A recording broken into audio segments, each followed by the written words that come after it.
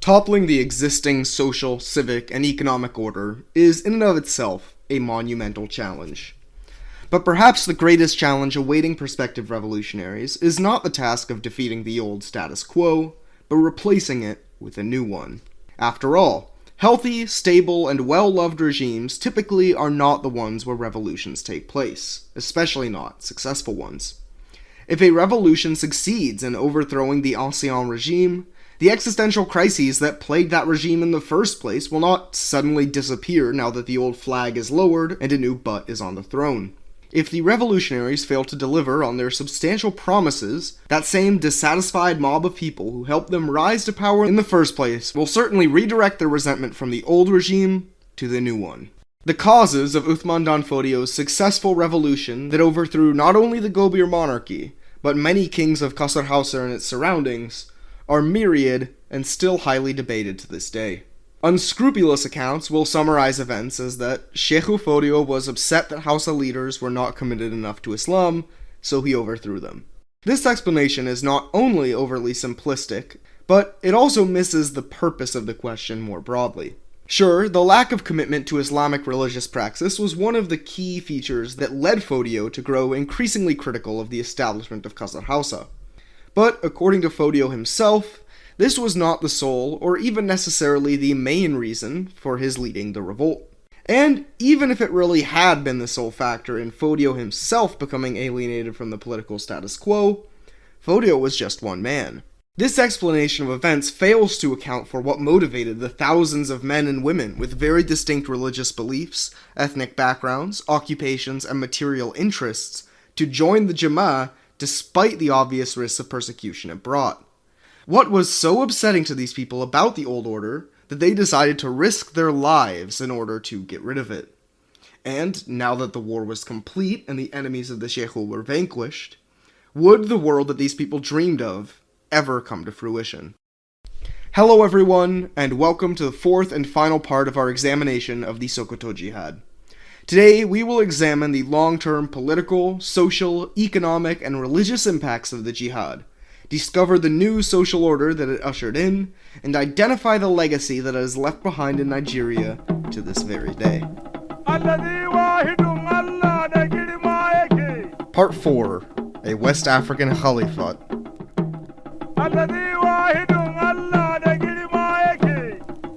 While the previous episodes in this mini-series have touched on some of the contentions that Fodio and the Jama'ah had with the old order of Qasr Hausa, there are a few major factors that we glossed over. One of the most salient sources of frustration that led many people to join the Jama'ah was the issue of widespread corruption. Prior to the Sokoto Jihad, economic and political corruption was an outstandingly common feature of life in Qasr Hausa, much to the chagrin of the inhabitants who had to live with its consequences. Corruption permeated and affected the lifestyles of every single person in the social hierarchy, from the lowest peasant farmer to the Sarki himself. Looking first at the most common forms of everyday corruption, fraud was a rampant and notorious problem. Merchants in Hausa cities commonly ripped people off using petty schemes like selling expired or poorly made products, charging exorbitant interest on loans while misleading debtors about their financial implications, and conspiring with other merchants to artificially gouge the price of goods. In isolation, the economic effect of these schemes were relatively minor, but the widespread nature of fraud meant that these small incidents added up. Not only was loads of hard-earned money being consolidated into the hands of rapacious merchants, but it also led to a severely low rate in consumer confidence. After all, if you're just an ordinary average Joe, why should you go to the market if there's a high chance you're going to get scammed? Fraud was endemic in higher-level institutions as well. Bribery was the essential avenue through which things got done in governments throughout Qasr Hausa.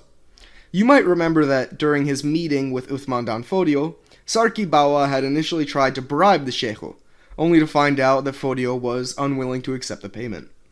Well, keep in mind that not only did every other religious leader present accept the payment, but that everyone was utterly floored by Fodio's refusal. That's just how common and normalized the practice of bribery was. So, if a Sarki wanted to get a local noble to do something for him, he'd have to hand out a sizable bribe. And, in the opposite direction, if a local noble wanted the Sarki to do something for him, bribery was of course the first step. Even in lower levels of government, if you were a local merchant or craftsman who wanted to get a noble's attention, you'd typically have to offer up a bribe just to get an audience with them. And if you simply didn't have the type of money where you could sling it around like this, your voice just wasn't heard. The sheer reliance on bribery to perform governmental functions in pre-jihad Qasr Hausa meant that basically anything the government did ended up being very slow and very expensive. And, of course, how did the Sarki acquire all the money to pay out these bribes? The answer was usually crushing taxes on the working classes. So not only were farmers and other working people paying enormous taxes, not only were they getting ripped off whenever they went to the market, but nobody was interested in listening to their complaints because, well, they didn't have the money to offer up bribes. With the completion of his conquest of Qasr Hausa, solving the endemic corruption in both government and the economy were top priorities of Usman Dan Fodio. To handle governmental corruption, Fodio delegated authority to his two most trusted allies. These were his brother, Abdullahi, and his son, Mohammed Bello. The two were appointed with the title of vizier, and each granted authority to govern half of the nascent imamate. Abdullahi was made vizier of the west, governing the lands of Gudu, Kebbi, and Gobir, while Mohammed Bello was the vizier of the east, governing over Kanu, Katsina, Samfara, and Sazal.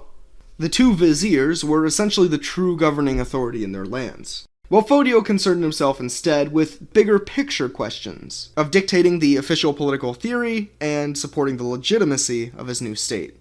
The choice to set up this arrangement with Abdullahi was not too surprising to any political insiders within the Jama'ah, as everyone was aware that while the Sheikhu was the spiritual guide of the revolution, his brother had always been the guy who handled all the ground-level political tasks. The appointment of Bello, on the other hand, was a bit of a shock. Mohammed Bello, who has featured relatively sparingly in this miniseries, grew up in a manner befitting the son of Usman Dan Fodio. He received a top-notch education in rhetoric and theology from both his father and other teachers. Of course, he participated heavily in the initial revolution to overthrow Yunfa. As we saw, he was present at the Battle of Tabquinquato, and, according to the accounts of his uncle, fought with admirable bravery. Despite still being quite young, only in his early 20s by this point, the Sheikhu and Abdullahi believed that Bello was sufficiently capable to assist in running half of the imamate. This move was certainly very risky, and it's not especially clear whether we should say it paid off. The young Eastern Vizier saw many ups and downs during his first decade of administration, and really throughout his entire political career, but we'll get to that later. The first step that Sheikhu and his viziers took in clamping down on the rampant corruption in government was to completely rewrite the way that his state legitimized itself. Governmental legitimacy refers to the process through which the state makes itself seem legitimate in the eyes of the populace and elites alike. That is, what is the state's explanation for its own existence, and how much do the people and elites really buy into it? Prior to Fodio's revolution, all of the states in Qasr Hausa derived their legitimacy from variations of the same source, the Ballad of Bayajidda. If you ask the Sarki of a Hausa city-state why you should respect and support his government, the answer was simple. He was one of the 7 kings of the House of Akwai, the 7 legitimate sons of Abu Yazid and Daurama. So, of course he should rule. It was his birthright, the natural order of things. This justification for legitimacy had worked successfully for the Sarkis of Qasr Hausa until it hadn't. One of the big problems that come with using this appeal to the status quo to inform your own legitimacy is that, well, I should rule because that's just how it is, isn't a very strong motivator to attract loyal, capable allies and supporters. It won't attract civil servants interested in public good or righteous governance. Rather, it would attract careerists, who are interested solely in their own advancement and enrichment. Fodio's government, on the other hand, produced an entirely different justification for its own existence. Unlike the Sarkis, Fodio was not legitimate due to his birthright, but due to the holiness of his mission. The goal of Fodio's leadership was not to enrich himself or others, nor to establish a new status quo for its own sake, but to govern in the way prescribed by Islam. To cement the Islamicness of his new society, Fodio began writing about the imamate in a new fashion, framing the new government of Qasr Hausa as a caliphate. The words khalif and khalifat, similarly to jihad, are words that are often misunderstood by the non-Muslim public. Khalif, the Arabic word, straightforwardly means successor. In a political and religious context, the title of Khalif typically referred to the successor of the Prophet Muhammad, the leader of the Islamic community after the Prophet's passing. So the shockingly common misconception that the Prophet Muhammad was the first Khalif of Islam, well, that's not true. After all, how could he be the successor of the Prophet if he was, the Prophet? The question of what a Khalifate is has resulted in a lot of confusion about the nature of Usman Dan Fodio's Khalifate. Many people seem to believe that the Khalifate must be a political union of all Muslims, or at least the entire Islamic world. So then, why is the leader of this random imamate in West Africa, albeit a rather large one, claiming to be the ruler of a new Khalifate? And there's the mistake. Contrary to popular depiction, Usman Dan Fodio, in fact, never claimed to be the Khalif of all of Islam, nor did he claim to rule over the Khalifate. In one of his writings, Masail al-Muhimma, Fodio defined a Khalifate as a government run by someone who attempts to act as the successor of the Prophet. Basically, if Khalif means successor, Khalifate means state run by a successor. In this interpretation, the Sheikhu recognized the legitimacy of the other, more well-known claimant to the title of Khalif that existed at the time, the Ottoman Empire.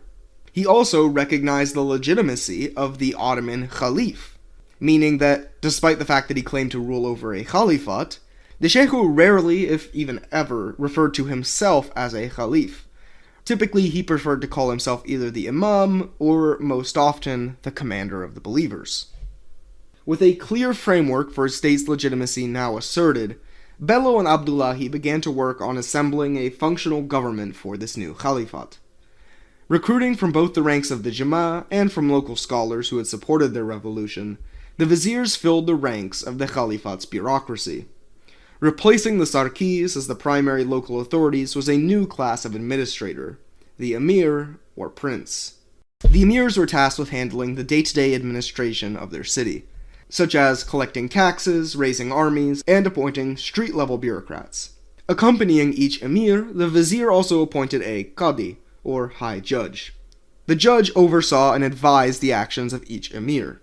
If the qadi thought that the emir was not properly enforcing sharia, he could challenge the emir's decision by appealing it to the vizier.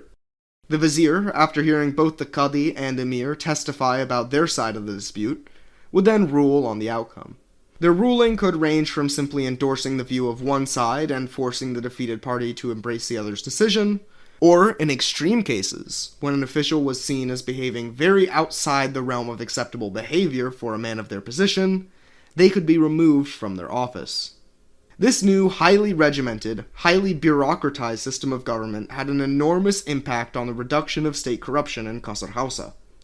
Not only did Fodio's government insist on a justification for its existence beyond its own enrichment, but the bureaucratic system ensured that everybody was answerable to someone. The street-level bureaucrats were answerable to the emir was answerable to the qadi was answerable to the vizier, and the vizier was answerable to the imam, Usman Dan Fodio. Meanwhile, Fodio announced that his position of imam would be an elected position, who would be answerable to all members of the Jama'ah. With a clear hierarchy and chain of accountability established, bribery became far less common in halls of government. In a happy side effect, this also improved the efficiency and cost-effectiveness of basically every government decision. Now that state corruption was curtailed, corruption in the marketplace was the next item on the agenda. The Sheikhu and his viziers adopted a new motto, La Khaliba, or no fraud, and instituted a series of state regulations designed to protect consumers from fraudulent merchants. For starters, they initiated a system of commercial licenses, meaning that anyone interested in selling goods in Khalifate markets had to register with their local emir first. The emir then judged if this person was fit to sell on the market, investigating if they had a reputation of engaging in fraudulent behavior, if they were selling a product with genuine social and economic value, and if they had sufficient knowledge of the laws and regulations that guided commerce within the Sokoto Caliphate. If they did, they were granted a license and allowed to sell freely. However, if they were later caught engaging in any illegal behavior, like overcharging for goods, selling snake oil products, or conspiring with other merchants to artificially raise prices, they were not only immediately stripped of their license, but would also likely see their entire fortunes seized by the state. The state also had the legal authority to prevent the formation of monopolies, as well as to institute price controls on necessary products, though, according to the writings of Fodio, these were drastic measures that should only be used in case of economic emergency. Through a combination of improved market confidence, tax cuts for the working classes, as well as the increased integration and efficiency that came with having the entire market under a single banner, Qasr Hausa experienced something of an economic miracle in the early 1810s. The city of Kanu in particular benefited from the early period of the Sokoto Caliphate. The city rapidly expanded as a center of textile and dye manufacturing, and even began to rapidly overtake the neighboring kingdom of Borno as the leading producer and copier of books throughout the Sahel. With a stable post-revolutionary civic and economic system running smoothly, Fodio's next priority was the introduction of social reforms, to advance the Islamic cultural revolution that had motivated his jihad in the first place. These reforms would prove far trickier to introduce. While the only major opposition to the Sheikhu's economic reforms came from the old Hausa elites, the ones he had just defeated and overthrown, social reforms were another story. Even after the success of the jihad, the majority of the population of Qasr Hausa, especially in the rural countryside, still believed in one extent or another elements of the old pagan religion.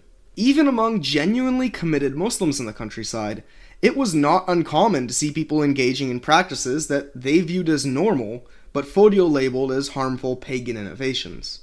Some common practices that Fodio opposed included the casting of spells and incantations, vision quests provided by local magicians, facial scarring and branding, self-flagellation, and, of course, female genital mutilation. Fodio's plan for his cultural revolution was something incredibly novel not only in the context of Saheli and West Africa, but in the whole world. His plan was the introduction of a fully public education system. Today, the concept of a public schooling system doesn't sound very impressive. As we speak, just about every country in the world today has one form or another of public education. But in the 1810s, true public schools were a global rarity. Public school systems, as in an entire system of state-run schools open to the public, were few and far between around the world. There had been schools in Qasr Hausa prior to Fodio's revolution, of course, but there had been nothing like a unified public school system before. So, Fodio's plan to establish a public education system was ambitious to say the least. To put the plan into action, Abdullahi and Muhammad Bello began encouraging various emirs to mobilize local scholars and Islamic leaders for a massive educational outreach program.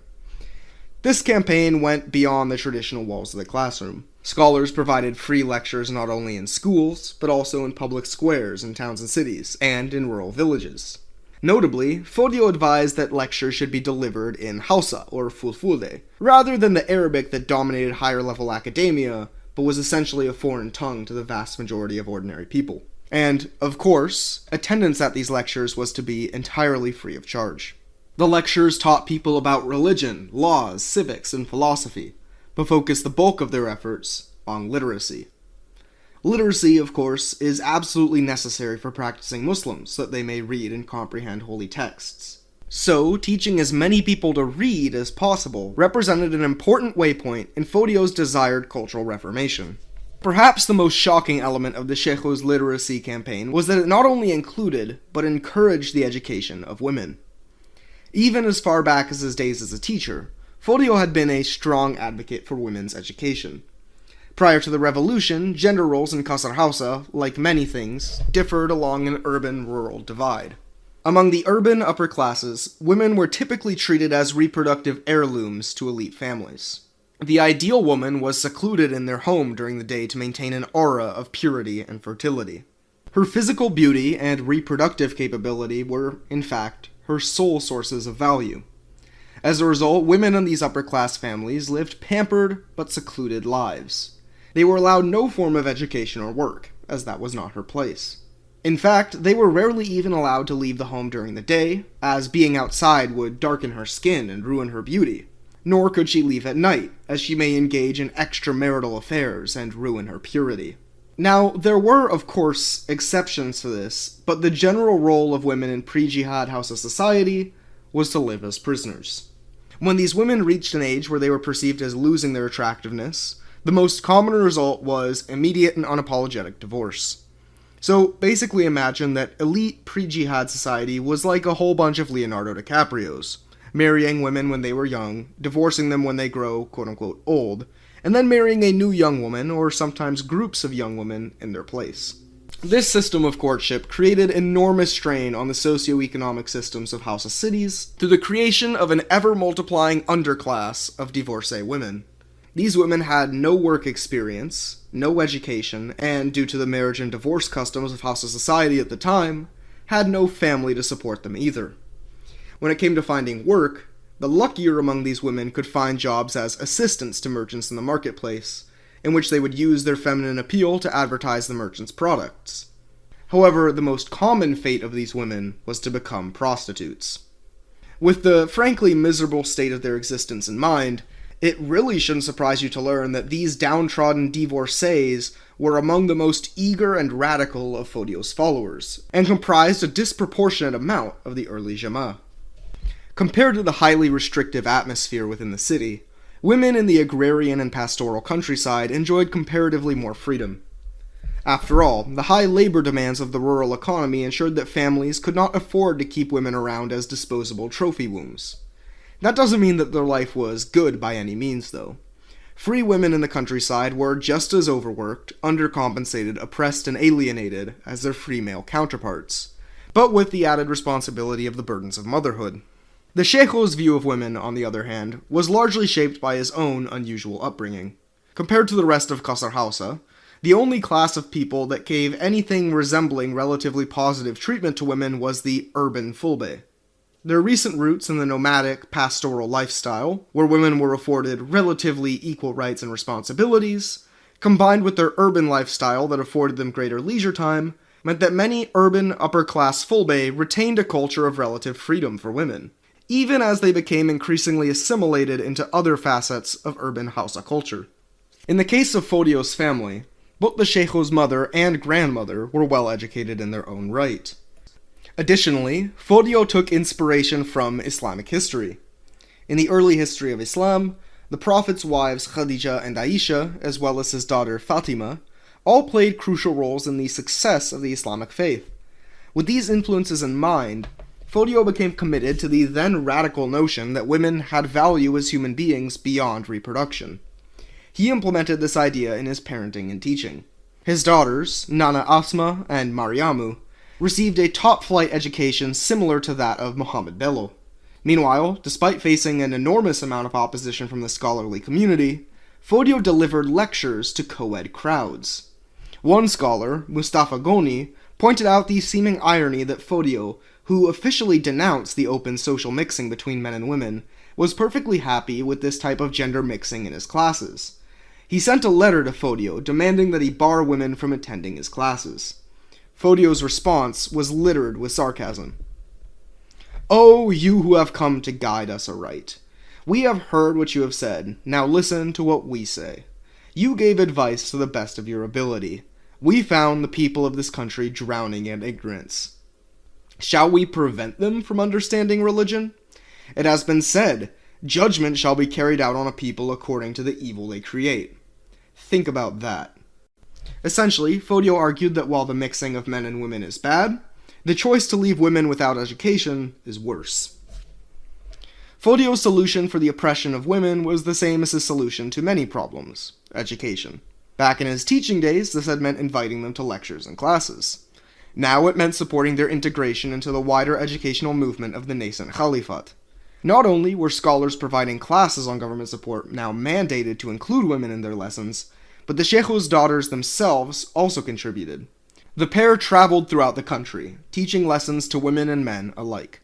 Later in life, the sisters developed a prestigious reputation for their scholarship and art, even forming a sort of Jama-esque academic celebrity following in the 1830s and 40s. Their followers, who would later be known as the Yantaru, or Sisterhood, formed the largest organization of female scholarship in the Sahel, one that even persists to this day. Now, we can't illustrate quantitatively the exact success of Fodio's literacy program with something like a literacy rate, as no figures from the time exist. But historical scholars of the Sokoto Caliphate generally estimate that the state's literacy was surprisingly high. The legacy of Sokoto emphasis on literacy can still be felt in northern Nigeria to this day. According to Falun Gong, professor of anthropology at Boston University, between 80% and 90% of Hausa and Fulbe in modern northern Nigeria are literate in Hausa Ajami, the form of modified Arabic Abjad writing used to transcribe the Hausa and Fulfulde language. This rate actually substantially succeeds the general literacy rate in both northern Nigeria and Nigeria as a whole, due to the Nigerian government's decision only to recognize literacy in standardized Arabic and the Latin scripts in literacy statistics. With a public educational system set up, the Sheikhu and his viziers now faced a question of what values they should aim to instill in the general population. Now, of course, it's not like Fodio was short on ideas. After all, he had just spent the last several years prior to and during the jihad writing all about the ideals of how an Islamic society should be governed. But, well, the Sheikhu quickly found out that writing about how things ought to be is a lot easier than trying to actually put those ideas into practice. So, when advising his viziers on actual laws and edicts to enforce, the Sheikhu was much more flexible and even pragmatic than you might expect. In a meeting with Abdullahi, Uthman advised that the state should be lax when it came to enforcing certain overtly Islamic practices, and only legally enforce Islamic laws when they met the following conditions: that all relevant scholars had unanimously agreed on the interpretation of the law, or that the law in question was so important that refusing to enforce it could lead to imminent social collapse. While the Sheikhu certainly would have preferred to implement his agenda to the fullest extent, he plainly understood that total enforcement of Islamic principles was impractical, and that the state should at first focus on only enforcing the most overtly necessary laws. One example of the Sheikhu's later pragmatic approach is the case of music. This might be shocking given the dearth of fascinating and diverse musical traditions from around the Islamic world, but the legality of music, yes, all music, within Islam has always been a contentious matter among Islamic scholars. While the Quran never explicitly mentions music as a forbidden activity, some Islamic scholars have interpreted surahs that warn against idle talk, or speech empty of value, as being inclusive of music. Now, obviously, given the breadth of musical tradition in the Islamic world, not everyone has adhered to or agreed to such a hardline stance on this matter. Some scholars have argued that only music that overtly encourages sinful behavior should be prohibited, and that when used in the right hands, music could actually be a powerful tool for evangelization and worship. Usman Dan Fodio fell somewhere in the middle of the two, though he generally leaned in the more permissive direction. He believed that music which disturbed the Islamic social order, music that encouraged lustful activities, drinking, the mixing of sexes, or entertainment for its own sake, should be prohibited. He also opposed the use of music in Sufi lodges and in Islamic evangelization, but didn't view it as a danger to the Islamic faith, and therefore he didn't see it as a priority to crack down on. He also accepted the playing of music for the marking of special occasions, like weddings or holidays, as well as music used for practical purposes, like battle or work music. Abdullahi disagreed, believing that since the majority of Islamic scholars in the Sahel straightforwardly oppose the use of music regardless of context, it should be prohibited regardless of context. Strangely, this is one of the few examples where Abdullahi, usually the more politically and materially oriented of the Fodio brothers, supported the more hardline ideological stance, while Uthman supported the more pragmatic view. Ultimately, on this matter and others, Abdullahi submitted to Uthman's wishes, and adopted a more lax vision when it came to enforcing less urgent Islamic principles. To Fodio, the most urgent Islamic principle in need of fulfillment was providing welfare to the hordes of poor and downtrodden throughout Qasr Hausa. Much like public education, today the concept of a basic welfare state is not a radical proposition, and is taken as a given by the vast majority of the politically active population. The dominant assumption today is that, well, of course a state should try to aid in the welfare of its population. Politicians and activists will debate what the extent of this role should be, what responsibilities the state should assume, and what methods it should use to procure the finances, but all except a small slice of fringe political thinkers today support some form of a welfare state's existence. But it is important to keep in mind that the promulgation of this idea, that states have an obligation to support the welfare of its people, is a rather new one. Throughout most of human history, the general paradigm of statehood has been that people pledge loyalty to a state, pay taxes in the form of currency or labor, and in exchange receive protection. There have, of course, been many exceptions to this over history, but the trend generally remains intact. One of the biggest historical exceptions to that rule is within the Islamic world, where an institution of obligatory almsgiving called zakat has existed since the days of the Prophet Muhammad. In theory, each Muslim is obliged to give 2.5% of their personal wealth that exceeds a minimum amount of money. This money was collected and then redistributed to the poor, sick, stranded, or to people fighting to protect the faith through either violent or non-violent means. Now, the actual success of zakat in establishing support for the poor is widely debated among historians and religious scholars. But the general consensus seems to be that the practicality of zakat as an institution for social welfare varied a lot depending on time and place. Many historic Islamic states use zakat for its intended purpose, while others use that bit about funding those who protect the faith as a loophole to siphon zakat funds into the army. This had been the case in pre-revolutionary Qasr Hausa. The transfer of zakat to the military was so transparent that some of the more devoted Muslims in Qasr Hausa had actually started to evade official zakat payments, and instead opted for direct contribution to their local destitute peoples. After the overthrow of Yunfa, the Sheikhu immediately made clear that the reform of taxation and the implementation of policies to aid the poor were his top priorities. The administration of this task was handed over to Nana Asma's husband, named Gidado Dan Laima. Laima was appointed to the title of Muhtasib. His role was not only to oversee the collection of zakat and other taxes, but also to regulate the markets and distribution of land, making him basically the financial go-to guy in the Sokoto Caliphate. When it came to implementing the collection of zakat, a problem quickly arose involving the counting of wealth in the rural economy.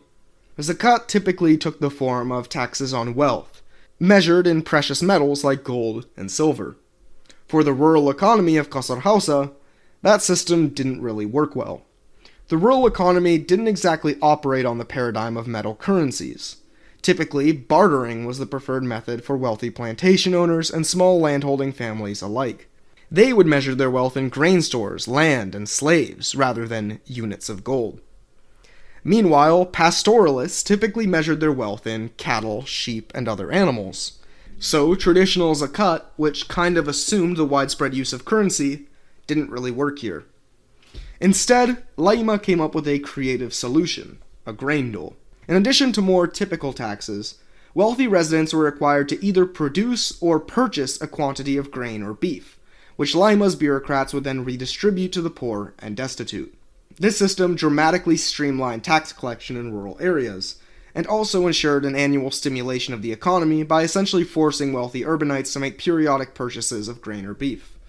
It also aided in the pursuit of anti-corruption initiatives, as tax collectors had much less incentive to skim grain or beef supplies off the top of their collections compared to metal currency. It also made the Sokoto system somewhat unique among Islamic welfare states, as it ensured that very little zakat went towards funding the military compared to other Islamic societies at the time. The plan seems to have been a success, as visitors to northern Nigerian cities noted the inexplicable lack of beggars compared to cities in Europe and other parts of Africa. Due to the plan's success, historians of Sokoto like M.I. Mukhtar and Murray Last have claimed that the grain dole of Sokoto represented the first true welfare state of the modern era. Though it is worth noting that other respected historians, such as Holger Wies, have challenged this notion. While the driving force behind Fodio's support of the Sokoto welfare system was his religiously informed sympathy for the poor, the political benefits of such a system certainly didn't hurt. Usman Dan Fodio noted that spending resources on the maintenance of a welfare state was a more efficient means of government than the old system of maintaining large armies. In his view, it was cheaper to satisfy social resentment than to constantly fund an enormous army to crush it. As he wrote, A king gains victory over his enemies according to his justice over his subjects, and is defeated in wars according to his injustice. Seeing to the welfare of subjects is more effective than a large number of soldiers. It has been said that the crown of a king is his integrity, his stronghold is his impartiality, and his wealth is his subjects. There can be no triumph with transgression, no rule without learning of the law, and no rulership with vengeance. The Shehu continued to serve in his advisory position, providing insight and instruction to his brother and son, from the city of Safawa for 7 years after the conquest of the Hausa states. But even men with great ideas are subject to the same perpetual weakness of mortality. Shehu Fodio was certainly on the older side of things, 60 years of age, when he fell seriously ill in 1815. With his end clearly approaching, Fodio was forced to move to Sokoto and join his son, Vizier Muhammad Bello. Even in a terminal state of sickness, the force of the Shehu's will kept him relevant. Serving as the capital of Bello's half of the Caliphate, Sokoto had already grown considerably as a city, and Fodio's move to Sokoto brought new fame to the expanding metropolis. Scholars from around and beyond the Caliphate moved in, seeking an audience with the famous wise men. He even helped his son arrange and design some new neighborhoods in 1816. But while he remained active, it was obvious that things couldn't return to normal. While the man had built a caliphate, he spent his last years with the people who were truly closest to him, his family. By the end of his life, the prolific Fodio had sired 28 children, and it was in their company that the Shehu spent most of 1817. Unlike many great men on the verge of their demise, the Shehu had no delusions of miraculous recovery, no ego-driven denial of the sands of his life slipping away. He accepted his inevitable fate with admirable dignity, and as a consequence, he thought about the future. In order to avoid a succession crisis, the Shehu carefully arranged for all the power brokers in the Caliphate to place their support behind Muhammad Bello to succeed him as the next commander of the believers.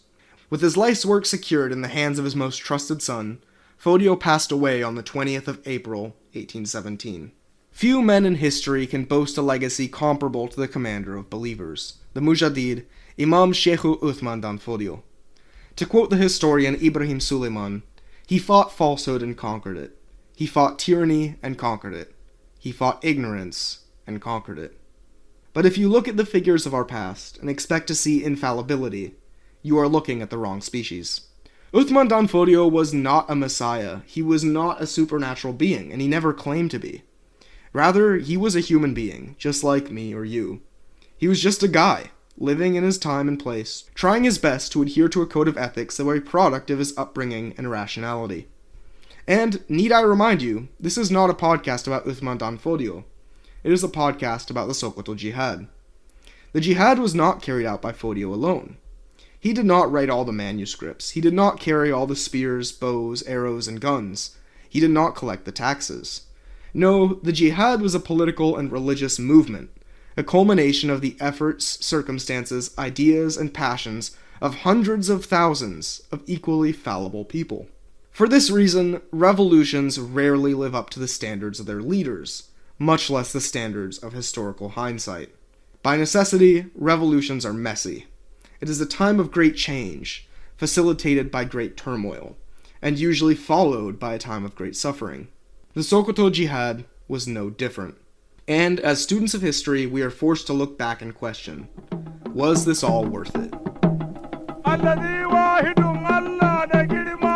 Besides the baggage of their own bloody beginnings, historical revolutions also carry the burdensome load of the events that follow. The Sokoto Jihad, fair or not, will be tainted not only by the events and trends that developed during the life of Fodio, but also by those that occurred after his death. And, like all great historical revolutions, the legacy of the Sokoto Jihad will be just as much, if not more, defined by the things that it didn't achieve.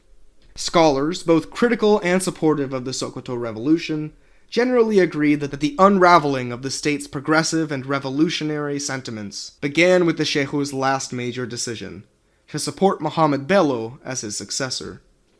This is not because Bello would be an incompetent or bad leader. No, he would actually prove quite capable at his job.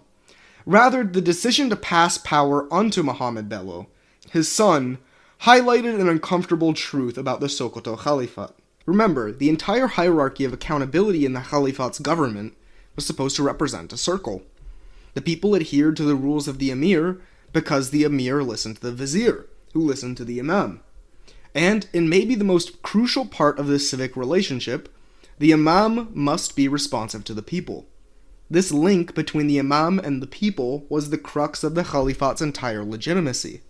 Without this link, the community is no longer an important part of a just system of government in which they possess real agency, but are simply a mob being ruled over by others. The decision to select his own son as his successor, though, served as a reminder of the sheer dominance that Fodio's family played in the state. The viziers of the East and West, one of whom was the imam, were his brother and son. Meanwhile, the control of finance was his son-in-law. Several emirs and qadis of important cities were also within the Fodio family. Abdullahi tried to caution his brother against selecting Bello as his successor out of the fear that this would be the first step in the creation of a hereditary dynasty. If Uthman selected Bello, then that established a precedent, and Bello would select his son, who would then select his son, who would then select his son, breaking the link between the imam and the people. Uthman disagreed, and rationalized his decision with the logic that just because he happens to be my son, doesn't mean there isn't consensus behind Bello's rule. Despite the Sheikh's rationalization, though, Abdullahi's words proved prophetic.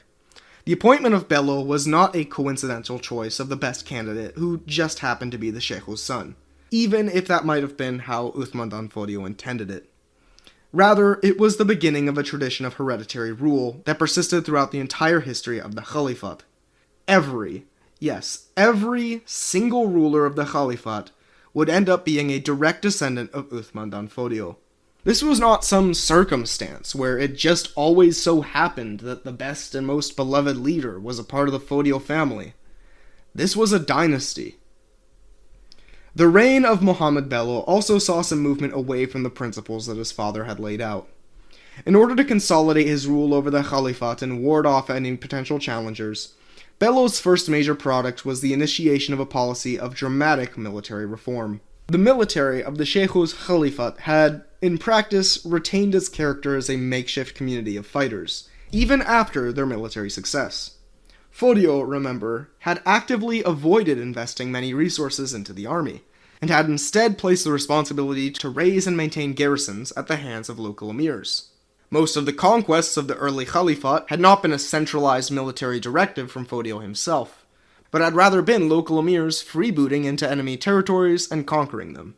Bello, on the other hand, was very worried about the fact that all of the military power in his Caliphate was concentrated into the hands of emirs who had not necessarily been consulted about his appointment, initiated a reform that consolidated the army into the hands of a few trusted emirs.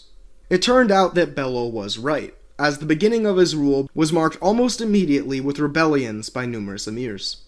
With the help of his allies and his newly consolidated army, Bello managed to put down these revolts. Bello's rule also saw the institution of a project of settlement centralization. He invested considerable state resources into the construction of urban settlements built around small fortifications called ribats. The ribats allowed for the stationing of garrisons and scholars in administered regions, allowing the armies of local emirs to more effectively police revolts. The Caliphate did go on to experience several more major revolts during Bello's rule, in which the ribats would prove quite effective in containing them. However, I can't help but recall the idea laid out by Fodio that it is better to spend money in preventing revolts than to spend money on crushing them. It seemed like Bello disagreed, and had regressed to the old system in which the response to social unrest was never more social programs or education, but a bigger military to more effectively annihilate resistors. Bello's newly centralized military was put to use beyond crushing revolts.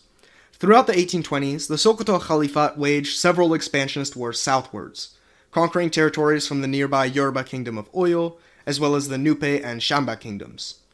These southern conquests were undeniably different from the Caliphate's earlier military campaigns, both in their brutality and in their justification.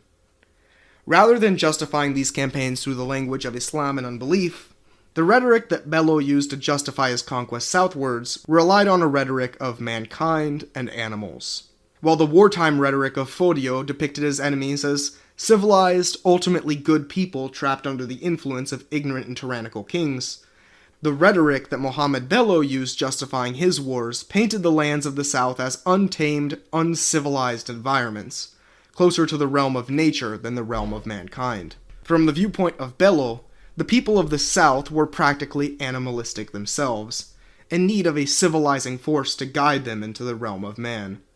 This Hausa Fulbe chauvinism would remain the primary rhetorical justification for future Sokoto wars in the South.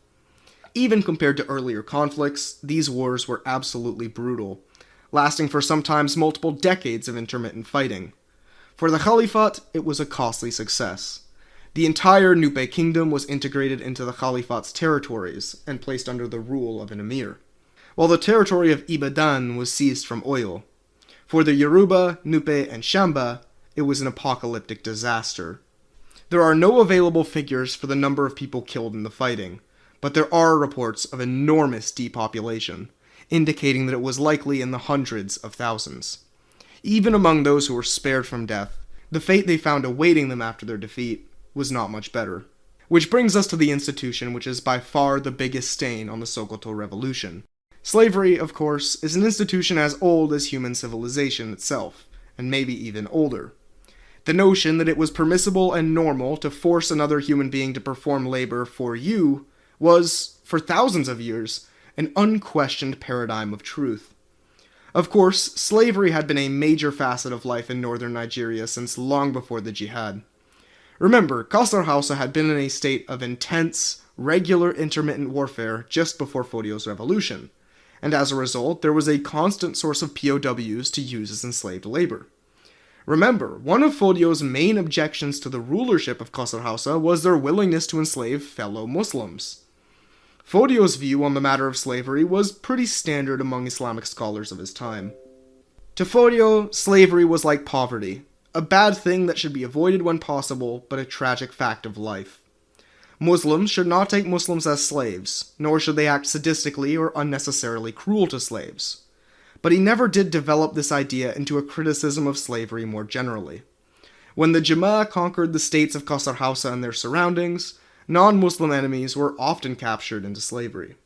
Sokoto never participated in a major way in the transatlantic slave trade. After all, it was an inland state that rose in the period when this slave trade was undergoing rapid decline. So the majority of enslaved captives remained in the Caliphate.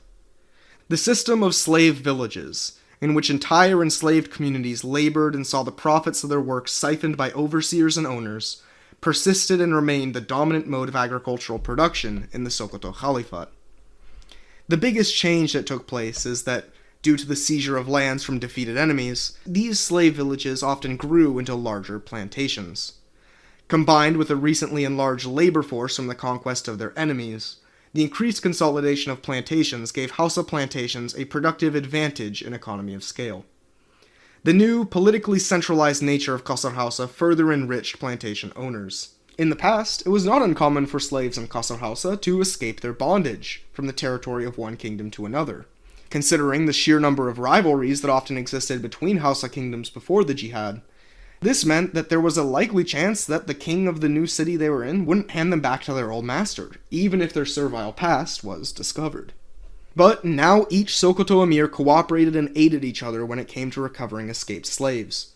The recently enlarged and consolidated militaries of Sokoto also often assisted in capturing escapees and putting down rebellions. Escaping the plantation in the Sokoto Caliphate was certainly a tall task. Now, slavery in Sokoto was in some ways different from the dominant conception of chattel slavery in the media, which primarily stems from the American South. Unlike slavery in America, slavery in the Sokoto Caliphate was justified primarily through the lens of religion, rather than a view of race. Race, as we know it today, where humans are categorized and defined based on arbitrary classifications of skin tone, hair texture, and other physical features, didn't really exist in the Sokoto Caliphate. What did matter a lot was religion.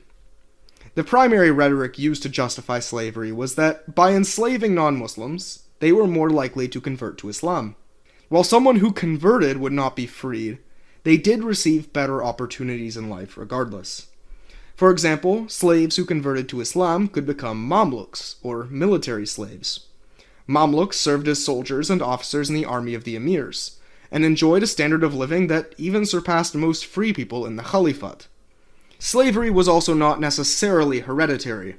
If an enslaved worker converted to Islam, they would, in theory, guarantee a free future for their children. Slaves, theoretically of all religions, could also forego labor by the payment of murgu. Murgu was a kind of rent, except on your legal freedom instead of a house. An enslaved worker could bypass their labor obligations by paying their owner a certain amount of money. This is obviously still super exploitative, but it did mean that a rare subclass of enslaved people had a slim opportunity to potentially maybe earn enough money through working in the markets to earn their freedom and end the payments.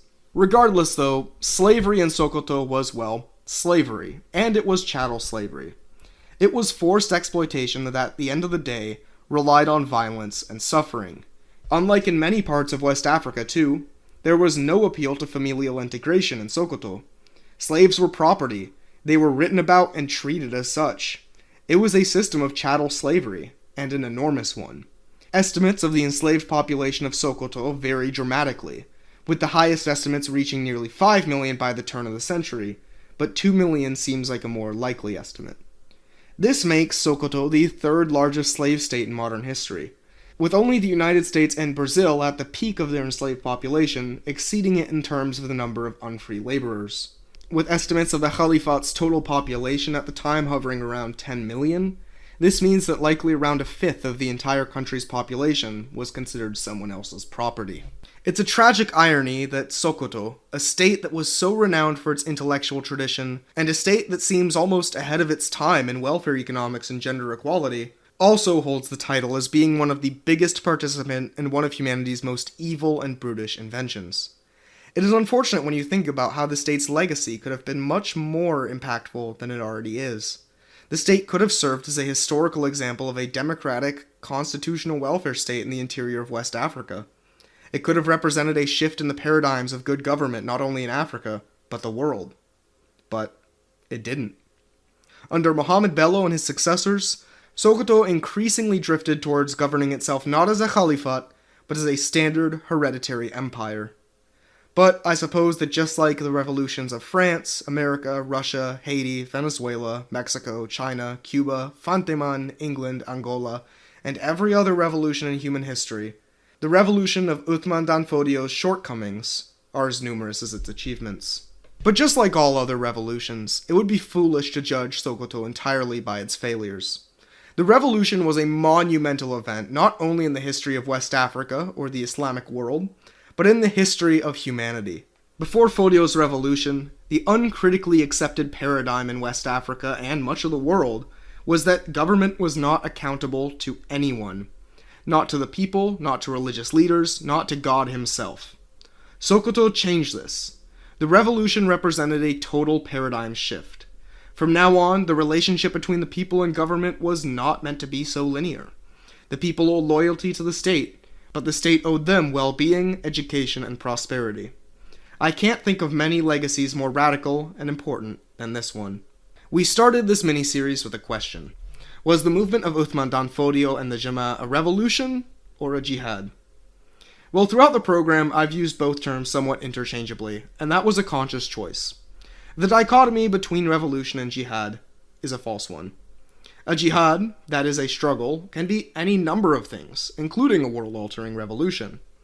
While today the term jihad carries a connotation of reactionary politics in the Islamic world, while revolution carries the connotation of progressive politics in the West, these connotations should not necessarily inform how we label the Sokoto jihad. In my opinion, I think there has been a little bit of excessive overcorrection in scholarship on the Sokoto jihad. Seemingly, in an effort to undo the popular orientalized conception of Usman Dan Fodio as a fanatic, a mad mullah, scholarship in the West has kind of secularized Fodio. An increasing number of journal articles and books have actively tried to push back on labeling the Sokoto jihad thusly, instead insisting on the term Sokoto Revolution. They have highlighted Fodio's ostensibly irreligious economic, social, and political positions, while downplaying the fact that these positions were all informed by his Islamic faith. While it may make us, in our increasingly secular world, uncomfortable, Fodio was simply not a secular man. He was a Muslim, a devout, maybe even fanatical one. Every element of his life and beliefs was informed by his religious views. But, well, is religious fanaticism itself necessarily a bad thing? If a Christian priest believes that it is God-given mission to feed the homeless, is that not fanaticism? Or if a Muslim imam decides that it is his religious responsibility and lifelong mission to open an orphanage, what is not fanatical about that? If a Hindu believes his religion is calling him to open a school of the blind, is that not fanaticism? In this sense, Usman Dan Fodio and his followers were certainly fanatics. Fodio is also a revolutionary, a slaver, a teacher, a great scholar, a warlord, a Puritan, an advocate for women's rights. He is all of those things. He's also a human being, like you or me. If 200 years from now, a future historian looked back on your life, what would they call you? What products do you think will make a historian sigh and call you a product of your time and place? What are some ideas that exist around us today that we accept without a second thought that will make future generations ashamed of us? And now that we've considered and speculated about these ideas, what are you going to do about it? Will you take the Sarki's bribe, or will you fight ignorance, tyranny, and falsehood, and conquer them all?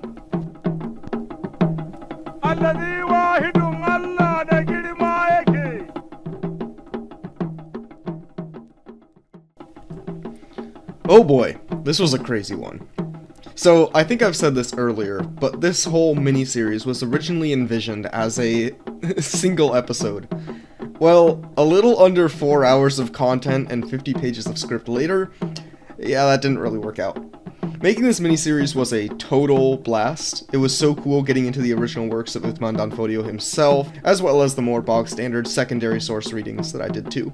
If you want to examine the sources for this miniseries, or just the show as a whole, any past or future seasons, that's all available under Seasons on the podcast blog. Each season has an associated bibliography all of its own, so yeah, if you want to get into the sources I use, or if you just want further reading, check those out. It's, maybe I'm just a nerd, but I think that they're a lot of fun to read. I really sincerely hope that you all enjoyed listening to this series as much as I enjoyed creating it. This whole mini-series was actually done to celebrate back when we hit 100 patrons, and we're actually relatively close to hitting 200 soon, so maybe another one could be in store for at the end of our next season. If you want to join the existing patrons in supporting the show, which of course is tremendously appreciated, please do so by going to patreon.com/historyofafrica. I've been undergoing yet another freaking huge shift in my life, career, and education recently, and I can't stress enough just how much the Patreon supporters have been such an immense help in making sure that I'm kept up with my normal life obligations while being able to take out the extra hours that I need to keep writing the show. It's been so helpful, and I am so thankful for those who support the show.